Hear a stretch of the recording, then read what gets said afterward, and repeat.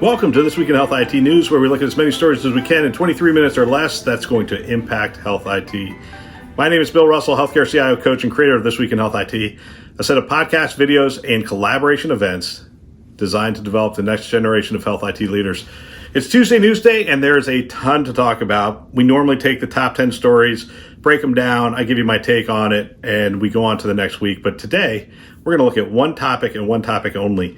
And that is Judy Faulkner, CEO of Epic, her letter to the healthcare CEOs and presidents and the subsequent response to that letter.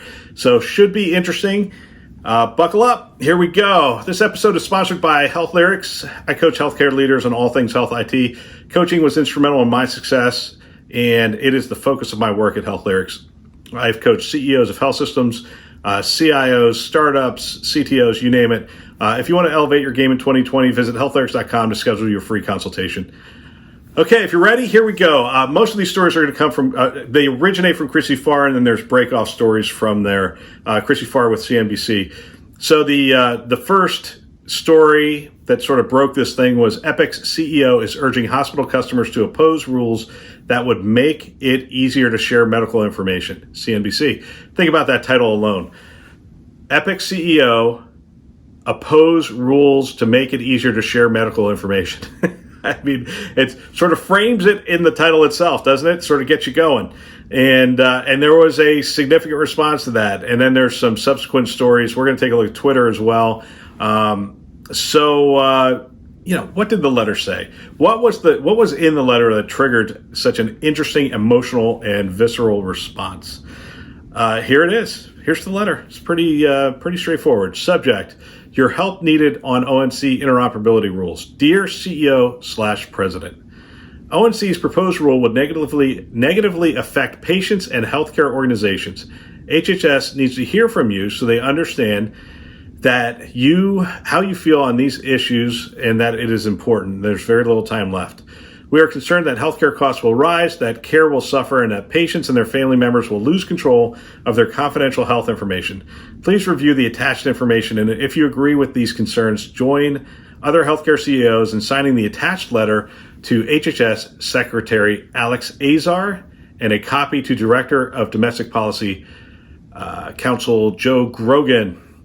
We all fully support helping patients have access to their data. Your patients have been able to download their health information since 2010. Your patients have been able to share their health information with anyone in the world that has the internet since 2017. Care Everywhere allows you to interoperate with other health systems and was developed years before meaningful use required interoperability. Epic interoperates with thousands of third-party products and apps. Let's prevent the unintended consequences of this rule and make sure that the final rule is a good one that is modified to help, not harm, healthcare organizations and patients. ONC may finalize the rule in the first week of February, so we must get the message to them right away. Thanks for your help in this very important matter. Okay, that's the letter. Let's take a look at the Twitter response real quick. And I'm to be honest with you, I'm just pulling people that, not just run of the mill. I'm pulling some pretty credible people here. So Daniel Kraft, MD, been on the show before. Singularity University has 2 words for this letter: epic fail. John Chamberlain, board chair for Citizen Health. Epic CEO Judy Faulkner says that patient privacy will be negatively impacted. Oh, really? Like it's not already. What is Epic's annual revenue from selling de-identified patient data? Not sure about this one. Not sure that's the direction I would have gone with that one, John, but to be honest with you, they're worried about patient data. I would have gone in the direction of number of breaches. You go in this direction, and I'm not sure this direction is accurate. In the book, Our Bodies, Our Data, Adam Tanner actually interviewed Judy Faulkner, and this is what was said. This is like 2 years ago. By contrast, Judy Faulkner, the founder of Epic, which does not share data, said she was uneasy about the commercial use of her anonymized information. I would feel fairly uncomfortable about that. Faulkner does believe that scientists should have access to anonymized data to advance medicine without patient consent.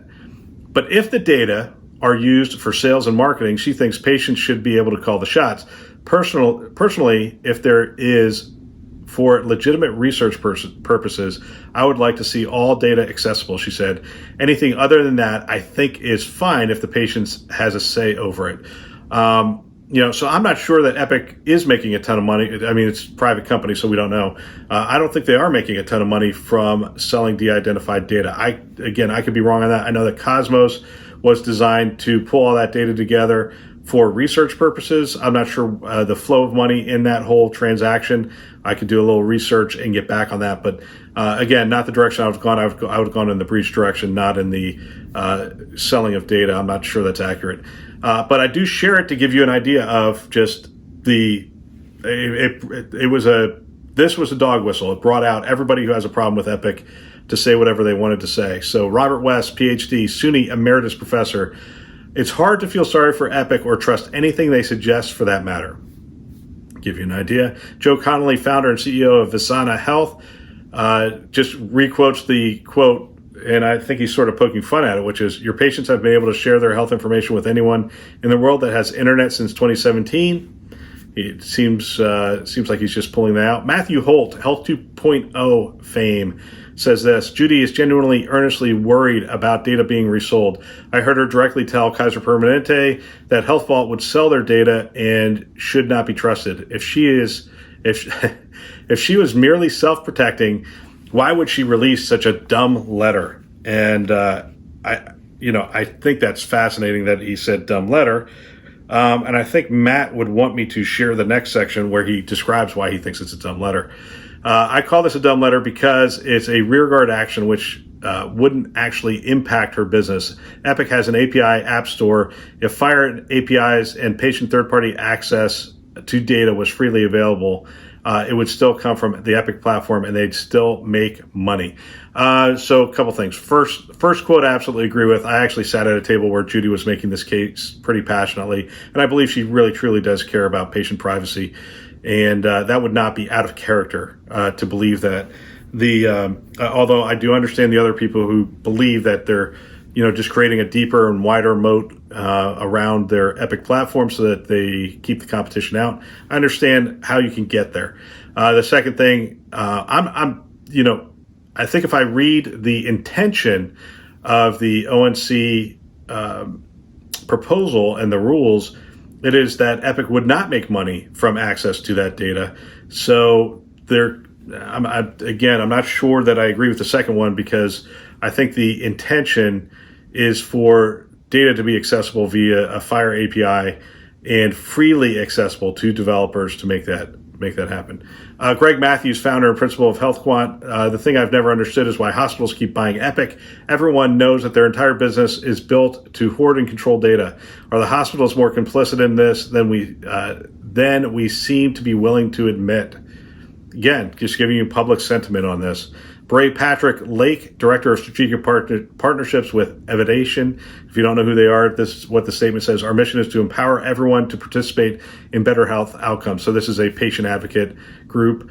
Please keep us updated on the hospitals that support Epic's position. Patients deserve to know. Patients deserve to know. Interesting. Sounds like they're willing to hold the health system leaders accountable who signed this. On the healthcare blog, Grace Cordovano, PhD, another patient advocate, wrote this letter to Miss Judy Faulkner and Mr. Tommy Thompson. And I apologize, I'm just reading a lot of stuff because there's just an awful lot of stuff that got released. And so this is a patient advocate that was wondering if her work was worth it. And I'm going to skip a bunch and just get to, I think, the meat of it. So after 20 years of advocacy work, when I close my eyes and reflect, I cannot unsee and unhear what I've seen.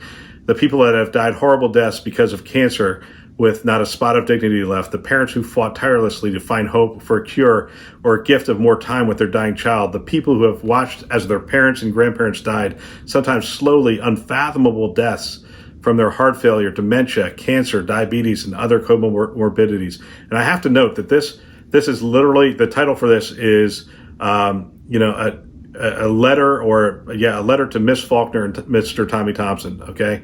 So it's directly to them. The people who struggle with their own cancer diagnosis while caring for their aging sick parents, and they're also disabled and medically complex children.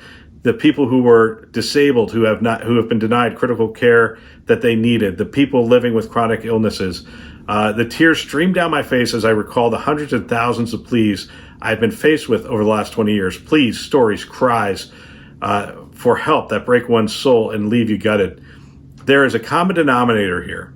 These people could not get access to their information they needed for the next step in their or their loved one's care. Information they needed to schedule a second and third opinion appointment, to organize a tumor board, to consider clinical trials, to ask the right questions, to pick the right doctor or hospital, to fight an insurance denial, to do a peer-to-peer or expedited care needed themselves, to make informal decisions about an upcoming surgery or procedure, to prevent medical error from happening, to fight an exorbitant medical bill, to understand their diagnosis and treatment enough to know it wasn't too early for palliative care, to know that it was time for hospice. This is what information blocking looks like, boots on the ground. Then it goes on. Thank you, Miss Judy Faulkner, CEO of Epic, for your recent letter urging some of the biggest hospital CEOs and presidents to oppose the proposed rules to improve interoperability and grant patient access to their information. You have made it crystal clear that you are not aligned with the real-world unmet needs and barriers patients and care partners face daily. Thank you for illustrating what paternalism looks like in 2020. Thank you, Mr. Tommy Thompson, former governor of Wisconsin, for your guest column on why the proposed health IT rules would be a detriment to Epic and Wisconsin's economy. You have made it crystal clear that the business priorities of Wisconsin are of greater importance than the legal rights and sanctity and dignity of the lives of all patients of their great country of the United States of America. Thank you for helping me refocus. Thank you for helping me answer the question and address the self-imposed imposter syndrome that can momentarily cloud one's perception. The answer is, it's all worth it, says a patient advocate. Wow. Following up from that, Amy Gleason, calling on all patient advocates, anyone interested in signing a patient caregiver letter to counter the Epic letter. I would like to have one that is only patients' caregivers to tell our side of the story. Okay, so that's just overwhelmingly the response. One last tweet here. This is from a physician who's been on the show, who I greatly respect, Lee Milligan, and at Asante Health. He stood in the gap, a lot of stuff going in that direction, and he says, it's important to read the proposed legislation before lambasting the obvious target of Epic CEO Judy Faulkner. Chrissy Farr, protecting patient PHI is not tertiary construct, but a legal and moral obligation. Interoperability requires universal standards and agreement on usage. And I think it's important here because I agree with Lee here, and he stood in the gap. And, again, I think it's important to understand what CMS is proposing. So that's where we're going to go next. That's what we're going to dive into. What a potential limitation of what they're proposing for right now. And then, determine what the right approach is to actually going about this. Because, he's not wrong, and they are definitely not wrong. We need to get the patient the data that they need to be empowered in a digital economy where they can make decisions, they can engage people to help them in their care. And so that sort of frames up the two sides of it. Okay, why was the letter written? CMS, let's see, let me hit their website real quick. Okay, here we go. All right. So this is what's on the CMS website. CMS advances interoperability and patient access to health data through new proposals. This is February 11th, 2019, and we covered this in detail last year on the show. We also did a whole episode on interoperability. You can check that out as well. Here's what Administrator Seema Verma said in this frequently asked questions type thing. Far too long, electronic health information has been stuck in silos and inaccessible for healthcare consumers, said CMS Administrator Seema Verma.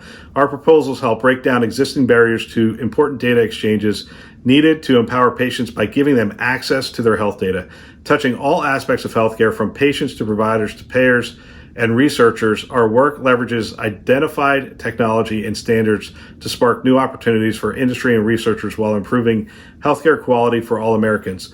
We ask that members of the healthcare system join forces to provide patients with safe, secure access to the control over their healthcare data. Okay, here are the proposed changes. Number one, patient access through APIs, which are application programming interfaces. This is how innovators and Silicon Valley types get access to the patient data. Health information exchange and care coordination across payers. So they started to include payers in this whole mix, which is an important data set that in some cases goes untapped. At least you don't bring these two together very easily. API access to published provider data, provider directory data. Again, another important data set. Care coordination through trusted exchange framework, improving the dual eligible experience by increasing frequency of federal state data exchanges, public reporting and prevention of information blocking, provider digital contact information, revisions to conditions of participation for hospitals and critical access hospitals, and advancing interoperability in innovation models. Okay. You can review these things on the CMS site, or you can listen to the whole podcast episode I did on interoperability last year. I go into this in some detail. The question isn't really what. Both sides are trying to position themselves as advocates for the patient. We, both want to say, look, we want that information to be shared. We want digitally empowered patients. That's absolutely what we want. The question comes down to how. And if you were to poll people in healthcare today and say, what is Epic's, you should try this sometime. What is Epic's strategy for interoperability? Most would say to you, Epic's strategy for interoperability is to have everybody on Epic. If you go into a market and you say, well, we want to make, Cerner and Epic talk together, they'll say, well, the easiest way to do that is to replace Cerner.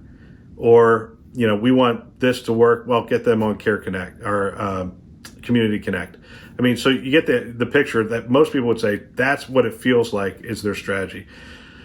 So, how is what Epic is doing with App Orchard different from, say, Apple and their, because Apple has an API interface and they have an app store. That's what App Orchard was really set up to do, to promote interoperability.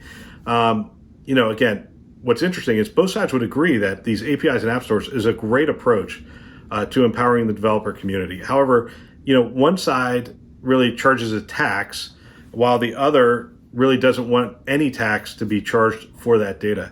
And oddly enough, the one that does not want to charge a tax for their access to the health data is the federal government. So very interesting. So in October of 2018, this story appeared in Politico following the cost reduction for access to App Orchard. Epic has announced a program fee reductions of 33 to 80% for developers participating in App Orchard program, according to sources at the company's annual developer meeting in Epic's Verona, Wisconsin headquarters.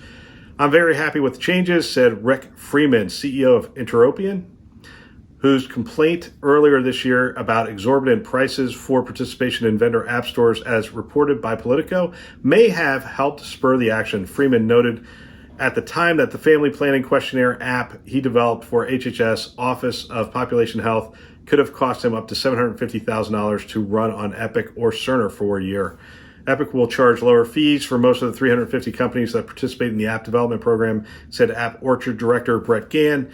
It will enable early-stage startups to enroll in the program with access to Epic's public API documentation and sandboxes for $100 per year until the apps are ready to be commercially used.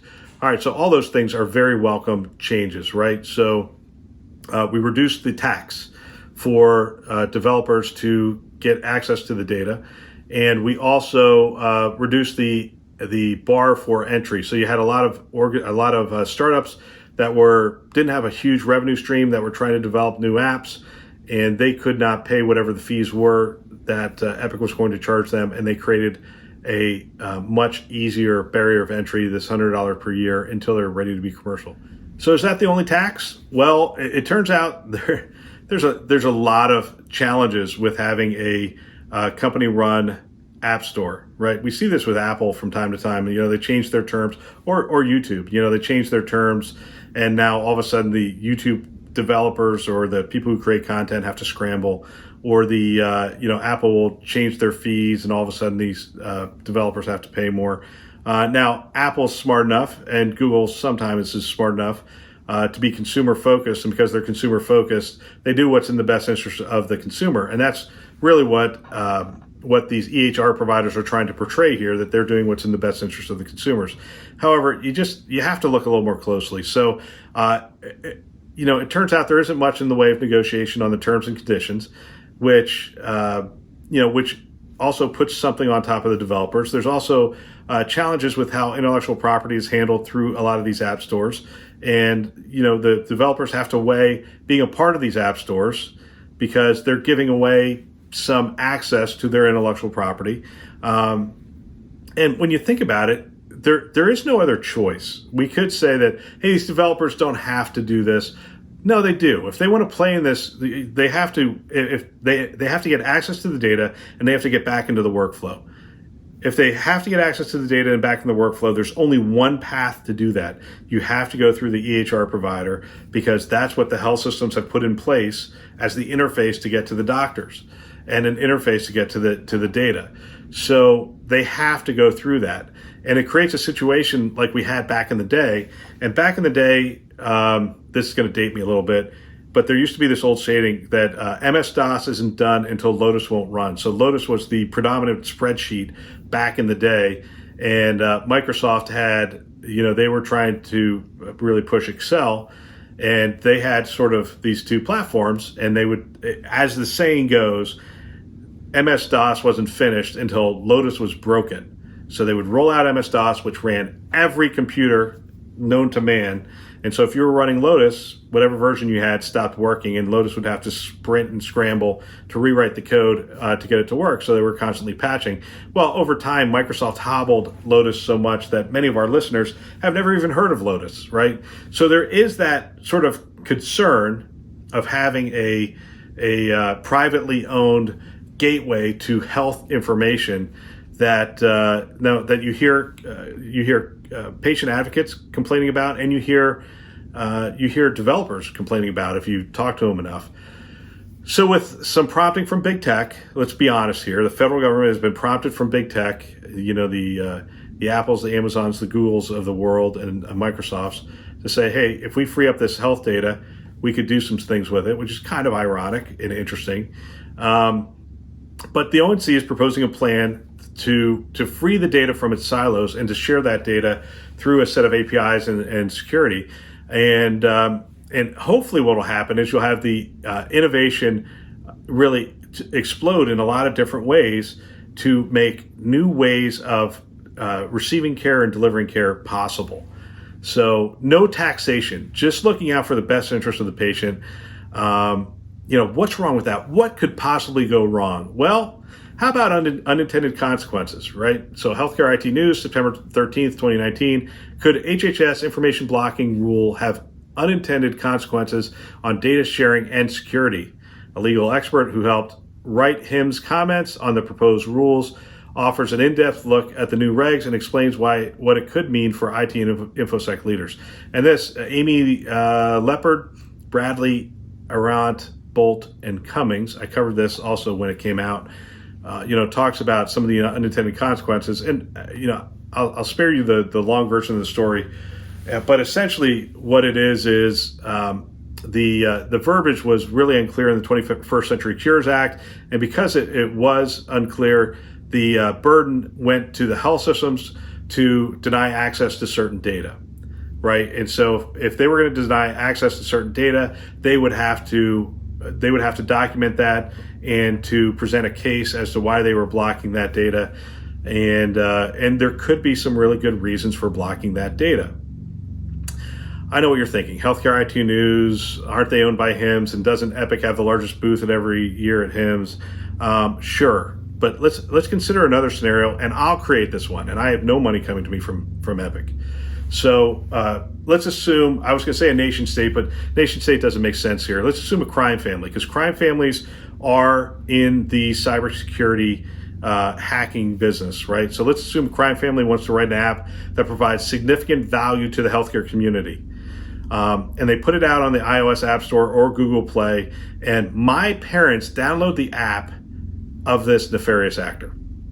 Okay, they receive real value in some way, because these crime families aren't stupid. They know in order for people to download their app, in order for millions of people to download their app, they have to provide some value. So they hire some people who write a really good app. I don't care what it does. It does something really cool that other apps don't do or don't do as well. So my parents download it. The crime family, of course, has access to all sorts of information that will make it easier for them to steal their identity or utilize it for whatever purpose they want. Okay, so that's a very real possibility unless we close those gaps and make the rule crystal clear as to how people get certified to access that data, what data they actually have access to, how often that has to be audited. All those things need to be put in place.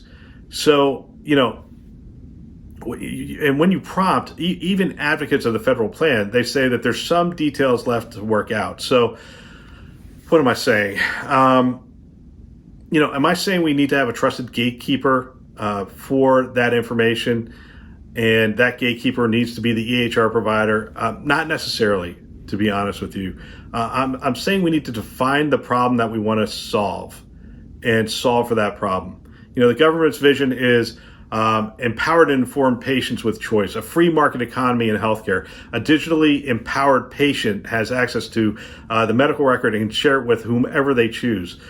They can choose to get the record and, they can have it looked at by their PCP, or they can have it looked at, quite frankly, by the person next door. They could put it up on their Apple TV and have somebody look at it and go, hey, I know somebody else with that. That's really the nature of empowerment. It's up to the consumer to determine who looks at it. It is believed, that if every patient has access to their own record, it's going to create this market of vendors who will be willing to step in and provide second opinions and care navigation and digital solutions around the medical record. Those can be big players like Google, Amazon, and Apple, but it can also be small players. So that, the Epic vision is really empowered, informed, and protected patients, right?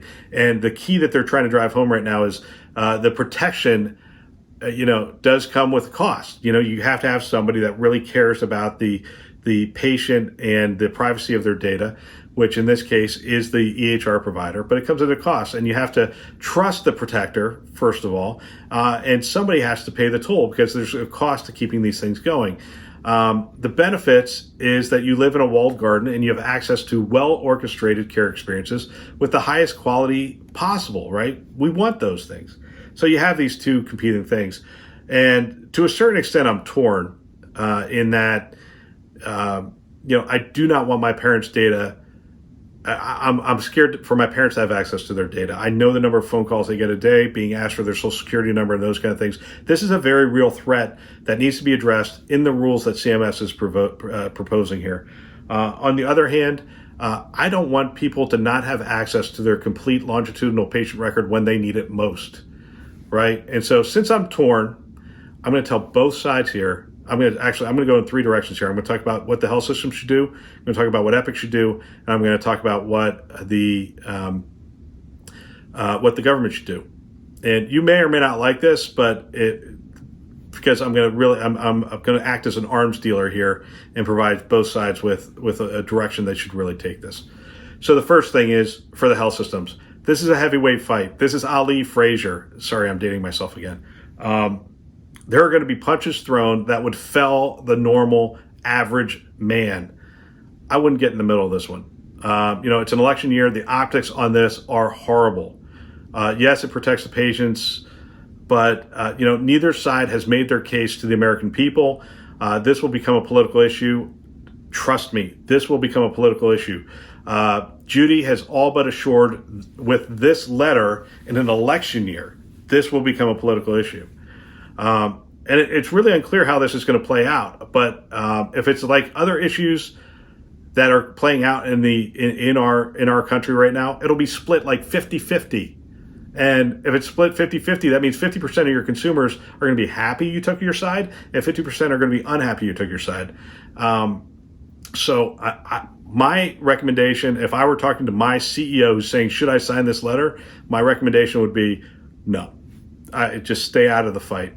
So let's talk about Epic and Judy. There's I'm going to give three problems that they have and a proposed strategy around it. So the three problems are the timing is awful. This is an election year. It's just an awful time to be bringing this up. You just made it an election issue if it's handled in a certain way. The strategy is ill-advised. As I shared right after UGM, that you shouldn't pick the government as your adversary. It's just a bad strategy. And the third thing is you haven't built a complete coalition at this point. You haven't won the hearts and minds of the American people. They have no. When I say community CAC, they have no idea. When I say Care Everywhere, they have no idea what these things are or what they do for them.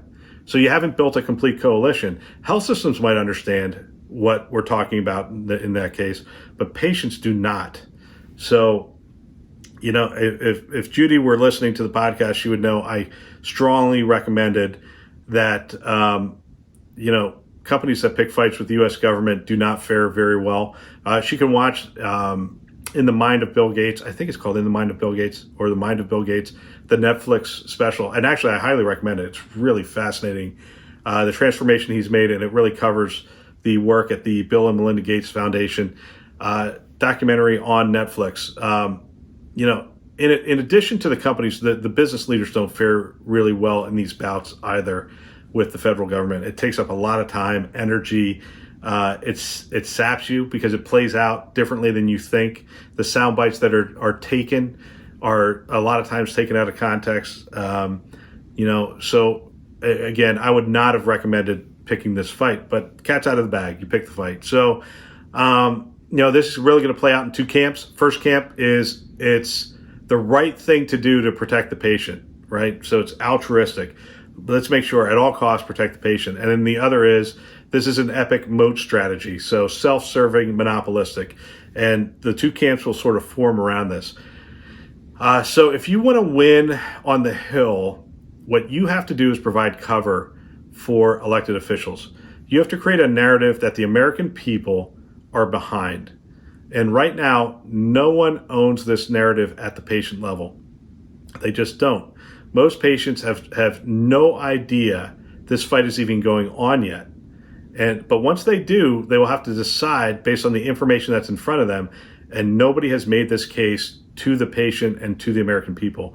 My recommendation to Epic is a massive targeted marketing campaign in partnership with your clients, right? So go into those major markets with your health systems, even joint marketing dollars, and start telling your story.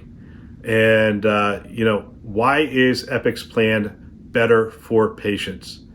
My mom texted me last night. I wish I had this text. My mom texted me last night. Hey, it turns out I can go anywhere in the country with my patient record. She's a patient at a health system that's an Epic health system. And she goes, it turns out I can go anywhere in the country and my medical record follows me, right? So that's the narrative that she's heard. And that's the kind of thing that you need to happen exponentially. You need everybody's mom texting them saying, hey, I can now go anywhere with this record. Now, I didn't have the heart to tell my mom it's not true. She can go anywhere that has Epic. So when she goes to Florida for vacation, she's going to have to find an Epic shop to go visit as opposed to wherever the ambulance happened to take her.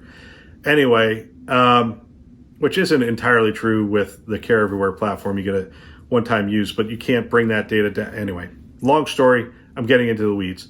So that's what Epic should do. My recommendation, massive targeted marketing campaign across the U.S. You have to win this narrative. Government. This is for Secretary Azar, Seema Verma, and company.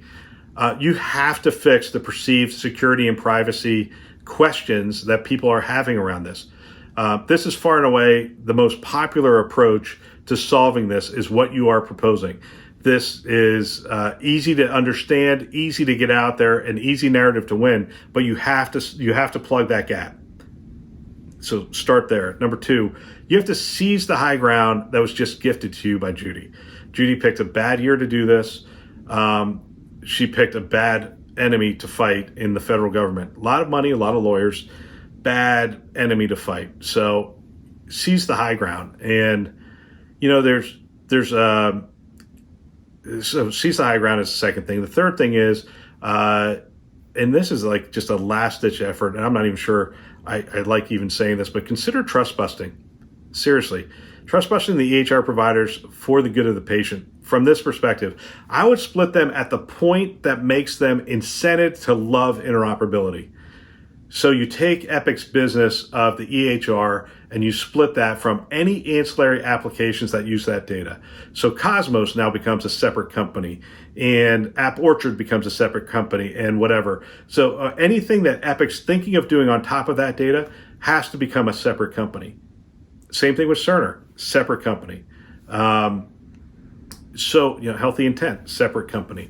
So that they are incented, and anytime they give access to Healthy Intent or Cosmos or anybody else, they have to provide those same set of APIs to every organization in the country, right? So that's where I would split them. I would split them at the point that makes them incented to love interoperability and to build out the connections that the community would benefit from. So why this strategy? The first thing is you're not going to look good if you don't protect my parents, and I can't support you if you're not going to protect my parents in their health record, let alone my kids in their health record. Number two, same message I just gave Epic and Judy, which is if you're taking the message to the patients, you have to win the hearts and minds of the people. And if you do, you win the war. Whoever wins the hearts and minds of the people, who frames this debate with the people, wins. And you have a very populist president who somehow connects with tons of people through Twitter, and I would take advantage of every aspect you have, because you're not going to do some massive marketing campaign in every city, but you do have the bully pulpit on this one. So gain the messaging high ground. And then the last thing is, again, I hate the concept of trust busting. But there comes a time where you have to use every tool in your bag to protect the health of the American people. And if you firmly believe, which I've heard Seema Verma now speak in public many times, and several times I've sat pretty close in the front row, and I believe she firmly believes this, that this data siloing is hurting patients and holding progress back, then you have to consider every tool in your bag. This is the front lines of the battle of interoperability and digital innovation. This has been a long time coming to get to this point, but it is really coming to a head right now as we speak. And it's going to be interesting to play out over this election year, over 2020. I think we are finally at a point where the hard questions are going to come to light. We are going to have to answer those hard questions. We are going to be held accountable by the public on how we answer that and which side we take in this debate.